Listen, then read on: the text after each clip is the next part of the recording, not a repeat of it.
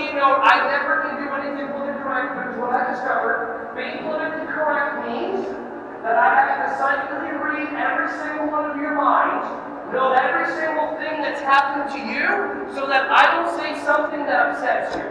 Is that pretty much accurate? Is that anywhere here remotely possible? But how many people, maybe not here when you win, but how many people in your life live in the world that everybody should be the way that they want them to be in their mind, and nobody even knows that? So I offer to you an opportunity to have strength.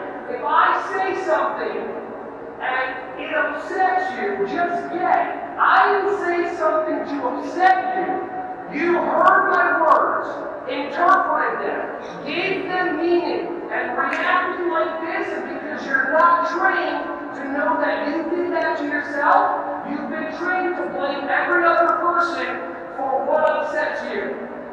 And it starts when you have a little kid and you try to teach them empathy by going, tell her how she makes you feel, but she didn't share. So the programming is, oh, that person can make me feel a certain way.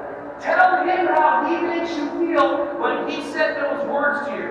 So the child learns, oh, somebody can make me upset. That's not possible. I want you to consider no one's ever said a mean word to you.